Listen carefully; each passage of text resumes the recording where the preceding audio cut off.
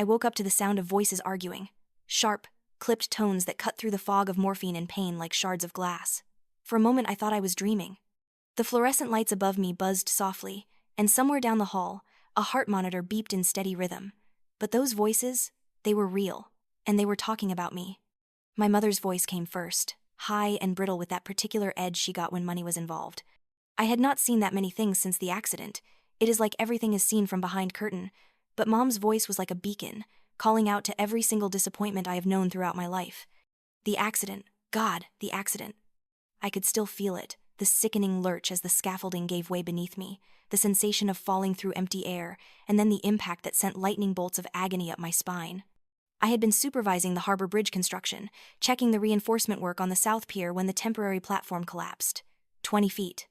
That was all it took to shatter my left leg in 3 places and compress 2 vertebrae in my lower back. The doctors had been cautiously optimistic. With surgery, physical therapy, and time, I might walk again. Might. That single word hung over me like a storm cloud, heavy with uncertainty. But I had held on to hope, thinking that at least I had my family. My mother Margot, my older brother Julian. Surely they would stand by me, help me through this nightmare. How naive I had been. I tried to move, to call out, but my body felt like it belonged to someone else. The pain medication kept me floating just below the surface of consciousness, aware but unable to fully engage. That was when I heard Julian's voice, low and calculating. They were right outside my room. The door was not fully closed, and their voices carried clearly in the quiet hospital corridor. My mother spoke again, and this time her words hit me harder than the fall ever could. She is a liability now, Julian. You know what the doctor said. She might never work again. How are we supposed to afford this? The medical bills alone will bankrupt us. And think of what people will say. The Vance family, with a crippled daughter. It will ruin our reputation in the community. I felt something cold settle in my chest. Crippled. She had called me crippled. Not injured, not recovering, but crippled. As if I were already a lost cause, a burden to be managed rather than a daughter who needed support. Julian's response was worse. We need to cut our losses, Mom. She has that apartment fund Dad left her. We can use that for her care somewhere else. A facility, maybe, somewhere discreet. Her room here at the house, we could rent it out. With the tech companies expanding into North Bay, we could get $2,000 a month easy. They were discussing my future, my home, my inheritance like I was already dead. Like I was a problem to be solved, an asset to be liquidated. I wanted to scream, to rage, to demand how they could be so callous, but my body would not respond. All I could do was lie there and listen as my family dissected my life with cold efficiency. The nurse came in shortly after, checking my vitals with practiced hands. She must have seen something in my face because she paused, her expression softening with concern. She asked if I was in pain, if I needed anything. I wanted to tell her that yes, I was in pain, but not the kind she could treat with medication. Instead, I just closed my eyes and pretended to sleep. 3 days later, they discharged me. Not to the family home where I had grown up, where my bedroom still held my collection of architectural books and my drafting table, but to a rehabilitation facility 40 minutes away. Julian drove me there in silence, my wheelchair folded in the trunk, my belongings stuffed into 2 duffel bags like I was heading to summer camp rather than facing an uncertain future. Mom did not even come. She sent a text message, wishing me a speedy recovery and promising to visit soon. She never did. The facility was clean but impersonal, filled with other people whose bodies had betrayed them in various ways. I spent 6 weeks there, working with physical therapists who pushed me to my limits and beyond. Every day was an exercise in agony, forcing my damaged leg to bend, my spine to support weight it no longer wanted to bear. But I persevered, driven by a fury that burned hotter than any pain. I remembered everything they had said in that hospital corridor. Every cold calculation, every dismissive word. And I made myself a promise. I would not just recover, I would rise. And when I did, they would see exactly what they had thrown away. When I left the facility, I did not go back to the family home. With what little money I had saved from my work as a junior architect before the accident, I rented a tiny studio apartment near the harbor. It was run down, with peeling paint and a view of the shipping yards, but it was mine. No one could take it from me or rent it out from under me. The first night in that apartment, I sat by the window in my wheelchair, looking out at the dark water of the bay. Somewhere out there was the bridge I had been building, the project that had nearly killed me. Part of me wanted to never see it again, but a stronger part, the part that had survived the fall and the betrayal, wanted to finish what I had started. I had always been good at my job. Better than good, actually. Before the accident, I had been working on preliminary designs for a coastal defense project, something the Navy had been developing to protect harbor installations from storm surge and enemy interference. It was called Tidebreaker, and it was ambitious, complex, and exactly the kind of challenge I loved. My father, Arthur Vance, had been a renowned structural engineer before his death 5 years ago, and I had inherited his talent for seeing how forces and materials could work together to create something lasting. After the accident, I assumed the project would go to someone else. But the Navy did not know about my situation. As far as they were concerned, I was Eleanor Vance, promising architect and daughter of Arthur Vance, whose reputation still carried weight in engineering circles. 2 months after moving into my harbor apartment, I received an email from Admiral James Thorne, head of the Navy's Coastal Infrastructure Division. He wanted to meet with me about Tidebreaker. Apparently, my preliminary designs had impressed his team, and they wanted to move forward. Could I come to Washington for a presentation? I stared at that email for a long time, my hands shaking slightly as they hovered over the keyboard. I could say no, explain that I was not in any condition to take on a major project. I could let this opportunity pass and focus on my recovery. That would be the safe choice, the reasonable choice. But safe and reasonable had gotten me thrown out of my own home. I typed my response carefully, confirming that I would be there. I did not mention the accident, the wheelchair, or the fact that I was still in near constant pain. If Admiral Thorne wanted Eleanor Vance, he would get her, all of her. Preparing for that presentation consumed me. I spent every waking hour refining my designs, running calculations, considering every possible challenge the Navy might face. My friend Sophia, one of the few people who had stuck by me after the accident, helped me practice my pitch. She would come over after work, bringing takeout and encouragement, listening as I went through slide after slide of technical specifications and innovative solutions. Sophia had been horrified when she learned what my family had done. She had offered to let me stay with her, but I had refused. I needed to do this on my own, to prove to myself that I could survive without them. Still, her friendship kept me grounded during those dark months. She reminded me that not everyone was like Margot and Julian, that genuine care and loyalty still existed in the world. Physical therapy continued in parallel with my work. Every morning, I would force myself through exercises that left me sweating and shaking. I was determined to walk again, not just for myself but as a statement.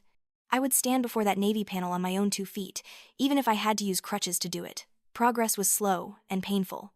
My leg healed better than my back, but nerve damage meant I might always have some level of chronic pain. The doctors talked about long-term management strategies, about accepting limitations. I nodded and smiled and ignored every word. I had my own timeline, my own goals. 3 months after the accident, I could walk short distances with crutches. It was not pretty, and it hurt like hell, but I could do it. That would have to be enough. The trip to Washington was grueling. The flight alone was an ordeal, navigating airport security with my crutches, enduring the cramped seat that aggravated my back. But I made it, checking into a modest hotel near the Pentagon and spending the evening before the presentation going over my materials one last time. I had bought a new suit for the occasion, navy blue and severely cut, the kind of outfit that commanded respect. It took me twice as long to get dressed as it used to, and I had to sit down twice while putting on my shoes, but when I looked in the mirror, I saw someone who looked capable and professional. The crutches were the only sign that anything was different. The Navy building was exactly as intimidating as I had imagined, all granite and glass and American flags. I arrived early, wanting to get oriented before the presentation. An assistant met me in the lobby and guided me to the conference room where I would be presenting. It was large, with a long table and chairs for at least 20 people. My stomach tightened with nerves, but I pushed them down. I had prepared for this. I was ready. What I was not ready for was Julian. He walked into the room 10 minutes before the presentation was scheduled to start, part of a group of civilian contractors who would be bidding on the construction contract. He wore an expensive suit and that confident smile he always had when he thought he was about to make money. He did not see me at first. I was standing near the presentation screen, partially obscured by the projection equipment, and his attention was on the man next to him, someone from his company, North Bay Development.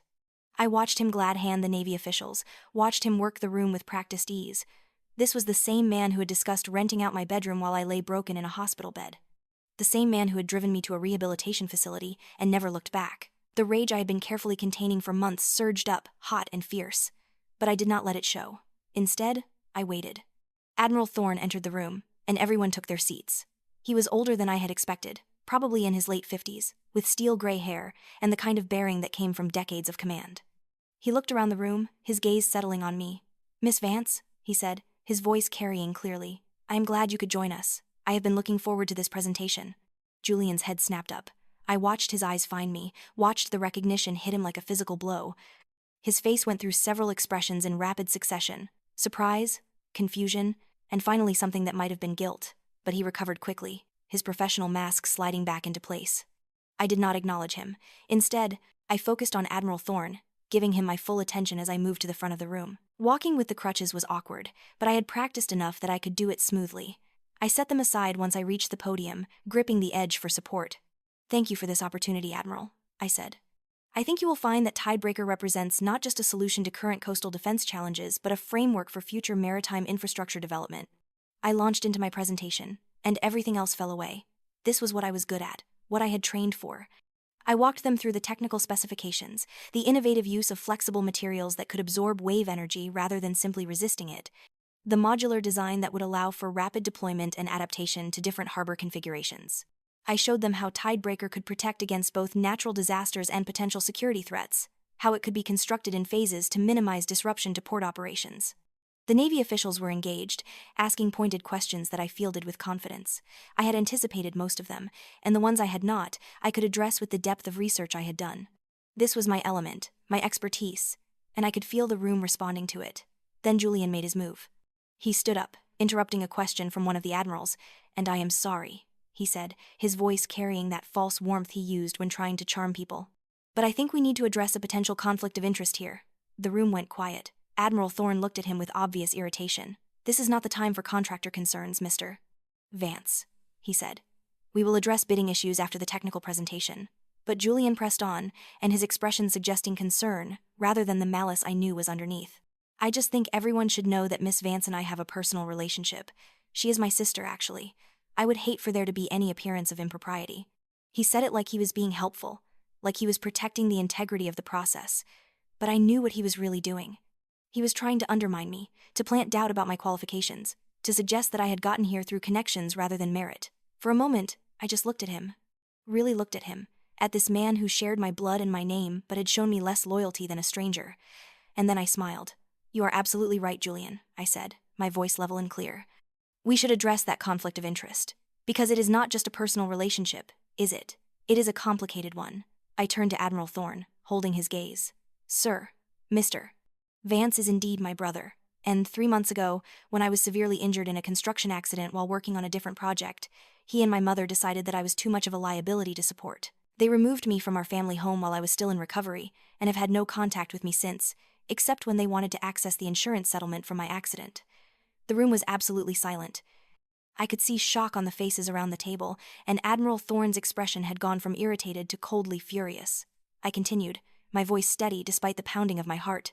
"I am telling you this not to garner sympathy, but to make it clear that there is no relationship here that could create a conflict of interest. Mr. Vance and I are related by blood only. He has no influence over my work, my decisions, or my recommendations. In fact, I would suggest that his company's bid be evaluated very carefully, given that his judgment has proven to be questionable at best." Julian had gone pale, his mouth opening and closing like a fish out of water. The other contractors from North Bay Development were looking at him with expressions ranging from confusion to horror. This was not the kind of publicity that helped win government contracts. Admiral Thorne stood up, his jaw set.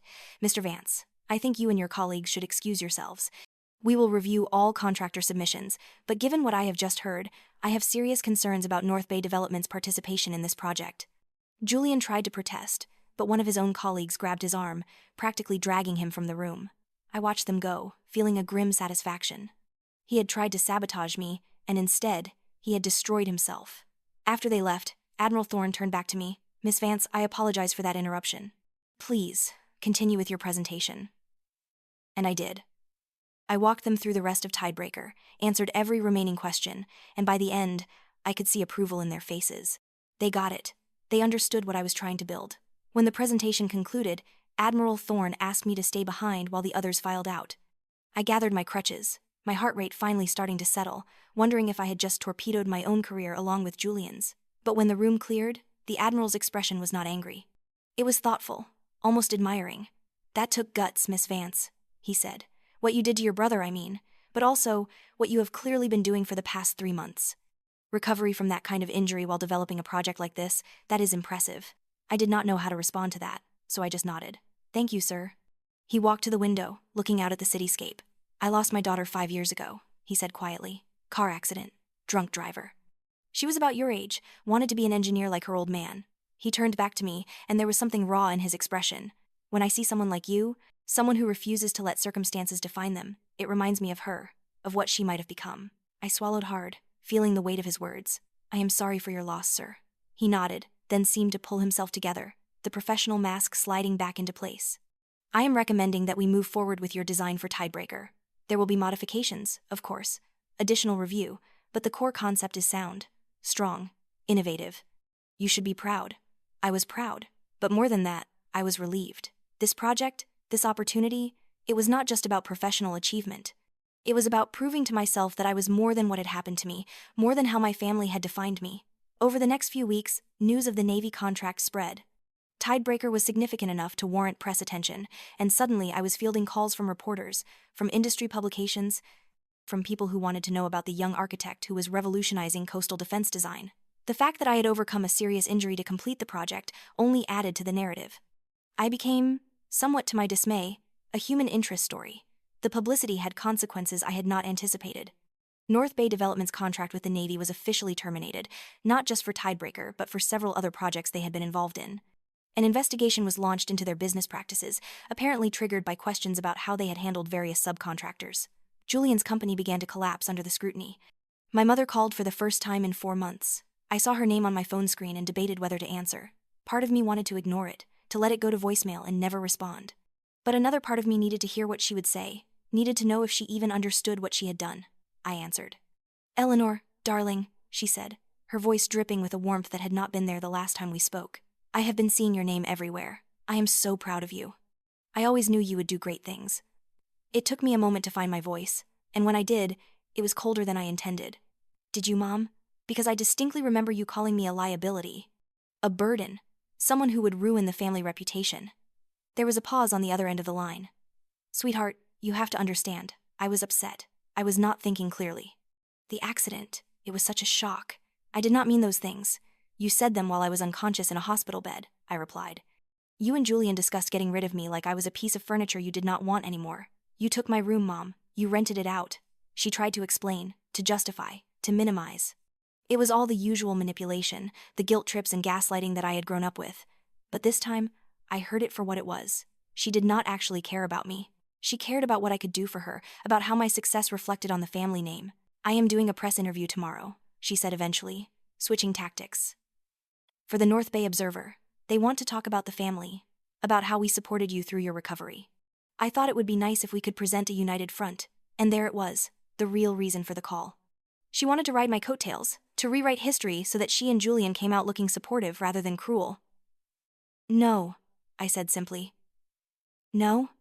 She sounded genuinely confused, as if the possibility of me refusing had not occurred to her. "No, Mom. I am not going to help you pretend that you were there for me. I am not going to lie to make you look good. You made your choices, and now you get to live with them. Eleanor, please, think about the family. Think about your brother. This scandal with his company, it is destroying him. You could help fix this." "I could," I agreed, "but I will not. Julian destroyed himself when he decided I was not worth supporting. When he looked at his injured sister and saw only a financial burden, that is on him, not on me." "You are being cruel," she said, her voice hardening. "I am being honest. There is a difference." I hung up before she could respond and blocked her number. It felt good, that simple act of cutting the connection, final and clean and necessary. The interview my mother mentioned never happened.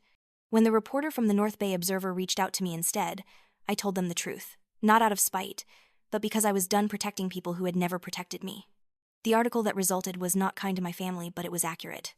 It detailed how I had been abandoned in my time of need, how I had pulled myself back up through sheer determination, and how the family that should have supported me had instead tried to profit from my misfortune. The public reaction was swift and harsh. Social media lit up with criticism of Margot and Julian Vance. North Bay Development lost several more contracts. My brother's professional reputation crumbled.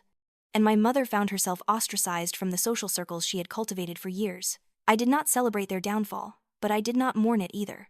They had made their choices, and now they were facing the natural consequences. I had more important things to focus on. Tidebreaker moved into the construction phase, and I was appointed as the lead architect overseeing the project. It was a massive undertaking, requiring coordination between military engineers, civilian contractors, and environmental specialists. Every day brought new challenges, new problems to solve, new opportunities to prove that my design could work in the real world. I also started using some of my project fees to establish a charitable foundation. The Eleanor Vance Foundation for Injured Workers provided financial assistance and support services to people who had been hurt on the job and were facing recovery without adequate resources. It was born from my own experience, from understanding how vulnerable you become when your body fails you and your support system disappears. If I could prevent even one person from going through what I had experienced, it would be worth it. Sophia became the foundation's first board member, using her expertise in social work to help shape our programs. Admiral Thorne contributed both funding and connections, helping us navigate the complicated world of nonprofit administration. And slowly, we began to make a difference, helping construction workers, factory employees, service members, anyone who had been injured and needed support. 6 months after my Washington presentation, I returned to the harbor where I had fallen. The bridge project that had nearly killed me was finally complete, a graceful span of steel and concrete that connected the north and south sides of the bay. I stood at its center, looking down at the water below, and felt nothing but satisfaction. This bridge would stand for decades, maybe centuries. It would outlast all of us. I walked the length of it without crutches. My back still ached, probably always would, but I had regained enough strength and mobility to function normally most of the time. The doctors were calling it a remarkable recovery, but I knew the truth. It was not remarkable. It was earned through countless hours of painful therapy, through refusing to accept limitations, through sheer bloody-minded determination. The Tidebreaker project was nearing completion as well. The first phase of the coastal defense system was being installed in a test harbor in Virginia, and early results were promising. The modular walls absorbed wave energy exactly as I had designed them to, and the whole system could be deployed in a fraction of the time traditional seawalls required. The Navy was already talking about expanding the project to other coastal installations. My professional success brought opportunities I had never imagined. Speaking engagements at engineering conferences, consulting offers from private companies, interviews with architectural journals. I was building not just structures but a reputation, a legacy that was entirely my own. One evening, I got an email notification from the foundation's bank account. A large anonymous donation, $50,000, with no identifying information except a brief message, for those who need a second chance. I stared at that message for a long time. I could not prove it was from Julian, but something about the phrasing, the amount, it felt like him, like a guilty conscience trying to buy absolution from a distance. I did not respond. If he wanted to contribute to the foundation, that was fine. The money would help people who needed it. But it did not change what had happened between us. It did not erase the things he had said or the choices he had made. At best, it was a start, a tiny step toward acknowledging the harm he had caused. A year after the accident, I was invited to speak at a naval engineering symposium in San Diego. The topic was resilience in infrastructure design, but everyone knew they really wanted to hear about resilience in general, about how I had overcome injury and betrayal to achieve success. Standing at the podium, looking out at an audience of hundreds, I realized how far I had come, not just physically, though that was significant, but emotionally, psychologically. I was not the same person who had fallen from that scaffolding. I was stronger, harder, more focused. I knew my worth now, knew that it was not dependent on anyone else's approval or support. Thank you for that introduction, I began, my voice steady and clear. I want to talk to you today about failure. Not technical failure, though we will get to that, but personal failure. The failure of systems we thought would protect us. The failure of relationships we thought were unbreakable. I told them my story, not all of it, not the most painful details, but enough. I talked about being abandoned when I was most vulnerable, about having to rebuild my life from scratch, about discovering that the only person I could truly rely on was myself. And I talked about how that realization, as painful as it was, had ultimately set me free. The thing about hitting rock bottom, I said, is that it clarifies things. It strips away all the illusions and assumptions you have been carrying. And once you are down there, once you have really faced the worst, you realize you have two choices. You can stay down, or you can build something new, something stronger. The audience was silent, hanging on every word. After the speech, person after person came up to thank me, to share their own stories of loss and recovery, to tell me that I had inspired them. It was overwhelming and humbling and deeply satisfying all at once. Later that evening, back in my hotel room, I received a text from an unknown number. I almost deleted it, thinking it was spam, but something made me open it. The message was brief. I saw your speech online. You were right about everything. I am sorry for what I did. I was a coward. I still am. I do not expect forgiveness, but I wanted you to know that I see it now. Julian. I read it 3 times, then set my phone down. Part of me wanted to respond, to ask what he expected me to do with this information, but a larger part of me simply did not care anymore. His apology did not change the past. It did not undo the pain he had caused. At most, it was a gift to himself, an attempt to ease his own guilt. I did not block his number, but I did not respond either. Some bridges, once burned, are not meant to be rebuilt. The final phase of Tidebreaker was completed in the spring, 18 months after my Washington presentation. The Navy held a commissioning ceremony, inviting press, politicians, and military brass to see the system in action. I stood on the newly constructed seawall, feeling the ocean spray on my face, watching as artificial waves were generated to test the structure's response. It worked perfectly. The modular panels flexed and absorbed the energy, dissipating the force that would have damaged a traditional seawall. The whole system performed exactly as I had designed it, exactly as I had promised it would. Admiral Thorne stood beside me, watching with obvious pride. "You did it, Miss Vance," he said. "You built something that will protect people for generations. That is a hell of a legacy." I smiled, thinking about everything that had led to this moment. The fall, the betrayal, the long months of recovery and doubt. All of it had brought me here, to this wall, to this achievement that was entirely mine. "Thank you, sir," I said, "but this is just the beginning." And it was. Tidebreaker became the template for coastal defense systems around the world. My design was licensed to other countries, adapted for different environments, scaled up and down depending on needs. I continued to consult on major infrastructure projects, always pushing for innovation, for solutions that were both effective and elegant. The foundation grew as well, helping hundreds of injured workers navigate their recoveries and return to productive lives. We expanded our services to include job training and mental health support, recognizing that physical recovery was only part of the challenge. Every person we helped felt like a small victory, a redemption of my own experience. 5 years after the accident, I was invited to speak at my alma mater's graduation ceremony. Standing before those bright-faced students, I thought about what advice I could offer them that would actually be useful. I did not tell them to follow their dreams or believe in themselves or any of the other platitudes that graduation speakers usually offer. Instead, I told them the truth. "You are going to be disappointed," I said. "People you trust will let you down. Plans you have made will fall apart. You will face obstacles that seem insurmountable, and in those moments, you will have to make a choice. You can wait for someone to rescue you, or you can rescue yourself." I paused, looking out at the sea of faces. I chose to rescue myself. And in doing so, I discovered that I was stronger than I ever imagined. Not because I was special or gifted or lucky, but because I had no other choice. When you are drowning, you either learn to swim or you die. I learned to swim. The applause that followed was thunderous, and I saw tears on some faces in the crowd. These students got it. They understood what I was really saying, that resilience is not something you are born with. It is something you build, piece by painful piece, choice by choice. After the ceremony, a young woman approached me. She was using a cane, and I could see the careful way she moved, the slight wince when she put weight on her right leg. She told me her name was Maria, that she had been injured in a car accident her sophomore year, that she had almost dropped out because she did not think she could handle school and recovery simultaneously. "But I read about you," she said, her eyes bright with determination. "About what you did." And I thought, if she can design buildings and establish a foundation and give speeches while recovering from a spinal injury, then I can finish my degree. So I did. I graduate today with honors in civil engineering. I hugged her, feeling tears prick my own eyes. This, I thought, this is why all of it was worth it. Not the professional success or the recognition or the money. But this moment, this connection with someone who understood what it meant to fight your way back from the edge. On the drive home from the graduation, I took a detour past the old family house. I had not been there in years, had no reason to go back. But curiosity got the better of me. The house looked smaller than I remembered, less imposing. There was a for sale sign in the front yard. I pulled over, staring at it, and pulled up the listing on my phone. It had been on the market for 6 months, recently reduced in price.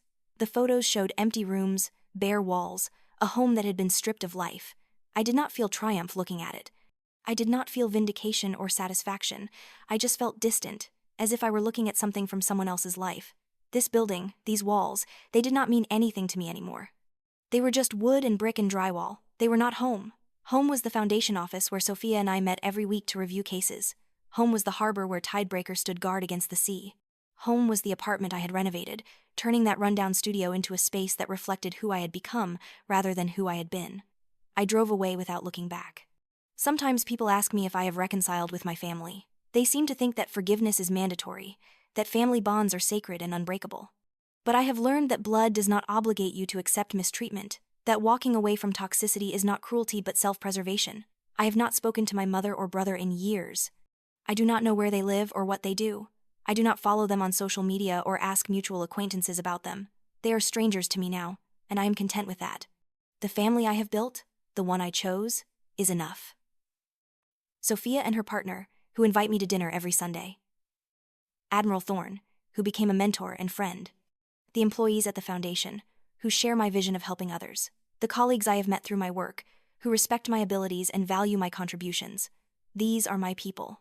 These are the relationships I treasure and nurture, and they are built on a foundation of mutual respect and genuine care, not obligation or convenience. Last month, I returned to the harbor where I had my accident.